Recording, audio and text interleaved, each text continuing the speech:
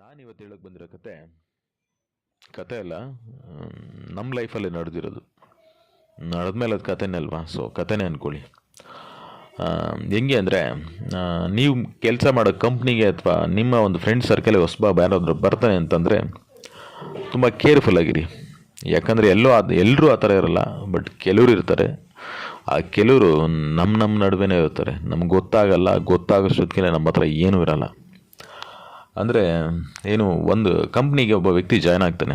As per company rules ಪ್ರಕಾರ interview pass ಮಾಡಿ ಕೆಲ್ಸಕ್ಕೆ ತಗೊತಾರೆ, ಜಾಯ್ನ್ ಆಗ್ತಾನೆ. ಜಾಯ್ನ್ ಆದಮೇಲೆ ಒಂದಷ್ಟು ದಿನ, ಒಂದು 10 ಡೇಸ್, ಒಂದು 15 ಡೇಸ್ ಅಷ್ಟರಲ್ಲೇ ಅವನು ಏನಾಗ್ತಾನೆ ಅಂದರೆ, ಒಂದು ಫ್ರೆಂಡ್ ಸರ್ಕಲ್ ಕ್ರಿಯೇಟ್ ಮಾಡ್ತಾ ಇರ್ತಾನೆ ಕಂಪ್ನಿಲಿ. ಏನು ಅಂದರೆ, ಫ್ಯಾಮಿಲಿ ಸ್ಟೇಟಸ್ ಏನು ಚೆನ್ನಾಗಿರೋರು ಎಲ್ಲ ಒಂದು ಅವನದೇ ಆದ ಒಂದು ಫ್ರೆಂಡ್ ಸರ್ಕಲ್ ಕ್ರಿಯೇಟ್ ಮಾಡ್ಕೊತಾನೆ. ಅದರಲ್ಲಿ ಲೇಡೀಸು ಜೆಂಟ್ಸ್ ಎಲ್ಲರೂ ಇರ್ತಾರೆ. ಅಂದರೆ ಏನಂದರೆ, ಈಗ ಯಾರಾದರೂ ಬಂದು ನಮ್ಮ ಫ್ರೆಂಡ್ ಸರ್ಕಲ್ಗೆ ಜಾಯ್ನ್ ಆಗಿ ಪಾರ್ಟಿ ಕೊಡಿಸೋದು ಅಥವಾ ಕಂತೆ ನೋಟ್ ತೆಗೆಯೋದು ಜೇಬಿಂದ, ಈ ಥರ ಎಲ್ಲ ಮಾಡಿದ್ರೆ ಹುಡುಗರು ಒಂದು ಸ್ವಲ್ಪ ಜೋಶು. ಖರ್ಚು ಮಾಡೋತನಲ್ಲ, ಒಳ್ಳೆ ವ್ಯಕ್ತಿ ಅಂತ ಕನ್ಸಿಡರ್ ಮಾಡೋಕ್ಕಾಗಲ್ಲ, ಬಟ್ ಖರ್ಚು ಮಾಡ್ತಾನಲ್ಲ ಅಂತೇಳಿ ಹುಡುಗರೆಲ್ಲ ಹಿಂದೆ ಹೋಗೋದು ಸಹಜ.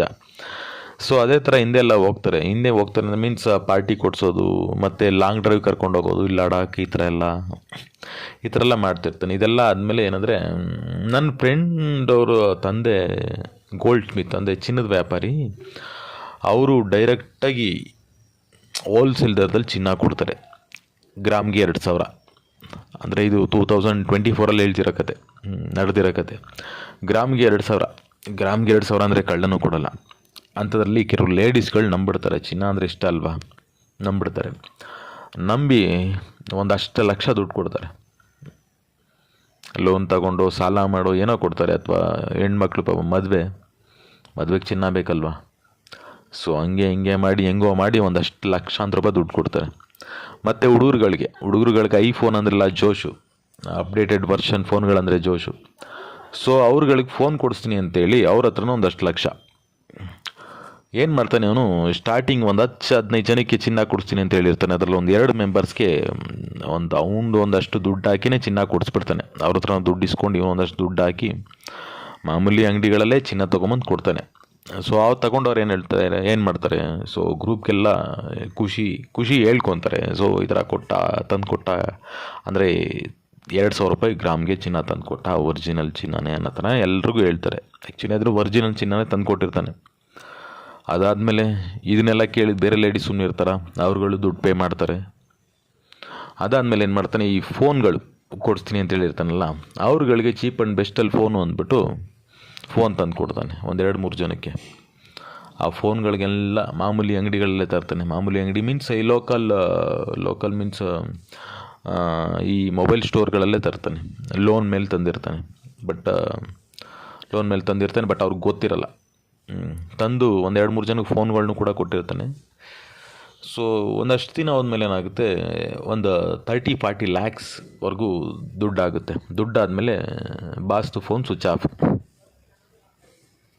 ಸೊ ಇದೇ ಥರ ತುಂಬ ಕಡೆ ಈ ವ್ಯಕ್ತಿ ಮಾಡಿದ್ದಾನೆ. ಇದೇನು ಫಸ್ಟ್ ಕೇಸ್ ಅಲ್ಲ, ಅದು ಗೊತ್ತಾಗಿದ್ದು ಅವನು ಬಿಟ್ಟು ಹೋದ್ಮೇಲೆ. ಸೊ ಈ ವ್ಯಕ್ತಿ ಬಂದು ಮಧುಸೂದನ್ ಗೌಡ ಅಂತೇನೋ ಸಮಥಿಂಗ್ ಹೆಸರು ಬರುತ್ತೆ ಆ ವ್ಯಕ್ತಿದು. ಸೊ ಅವರು ವೃತ್ತಿನೇ ಇದು. ಎಲ್ಲಿ ಅಂದ್ರಲ್ಲಿ ಕೆಲವೊಂದು ಕಂಪ್ನಿಗಳಿಗೆ ಜಾಯ್ನ್ ಆಗೋದು, ತುಂಬ ಪಾಶ್ ಆಗಿದ್ದೀನಿ ಮೀನ್ಸ್ ಫೈನಾನ್ಷಿಯಲಿ ಚೆನ್ನಾಗಿದ್ದೀನಿ ಅಂತೆಲ್ಲ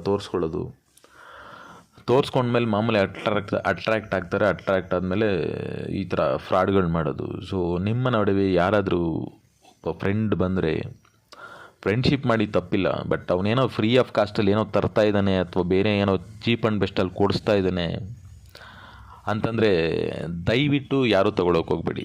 ಚೀಪ್ ಆ್ಯಂಡ್ ಬೆಸ್ಟಲ್ಲಿ ಏನೇ ಸಿಕ್ಕಿರೂ ಅದು ಫ್ರಾಡೇ. ಅವನಿಗೇನು ಫ್ರೀಯಾಗಿ ಬರಲ್ಲ. ಯಾರು ಚಿನ್ನದ ಬೆಲೆಗಿಂತ ಕಡಿಮೆ ಯಾರೂ ಕೊಡಲ್ಲ. ಚಿನ್ನದ ಬೆಲೆ ಕಡಿಮೆ ಕೊಟ್ಟರೆ ಚಿನ್ನನೇ ಆಗಿರಲ್ಲ. ಸೊ ನಿಮ್ಮ ಫ್ರೆಂಡ್ ಸರ್ಕಲ್ಗೆ ಯಾರಾದರೂ ಬಂದರೆ ಅಥವಾ ಫ್ರೀಯಾಗಿ ಏನಾದ್ರು ಅದು ಕೊಡ್ತೀವಿ ಚೀಪ್ ಆ್ಯಂಡ್ ಬೆಸ್ಟಲ್ಲಿ ಬರುತ್ತೆ, ನಮ್ಮ ಮಾವ ದುಬೈಯಲ್ಲಿದ್ದಾರೆ, ಇನ್ನೊಬ್ರು ಇಲ್ಲಿದ್ದಾರೆ ಅಂತೆಲ್ಲ ಹೇಳಿದ್ರೆ ಯಾವುದೂ ನಂಬಕ್ಕೆ ಹೋಗ್ಬೇಡಿ. ಕಡಿಮೆ ಬೆಲೆಯಲ್ಲಿ ಏನೋ ಸಿಕ್ಕಿದ್ರು ಅದು ತಪ್ಪುದಾರಿಯಿಂದನೇ ಬರ್ತಿದೆ. ಸೊ ಆ ತಪ್ಪುದಾರಿಲಿ ಬರ್ತಿರೋ ಏನು ಪ್ರಾಡಕ್ಟ್ನ ನೀವು ಪರ್ಚೇಸ್ ಮಾಡೋಕ್ಕೆ ಮುಂದೆ ಆಗ್ತಿದ್ದೀರಾ ಅಂದರೆ ನಿಮ್ಮದು ತಪ್ಪೆ. ಸೊ ಎಚ್ಚರಿಕೆಯಿಂದಿರಿ. Thank you.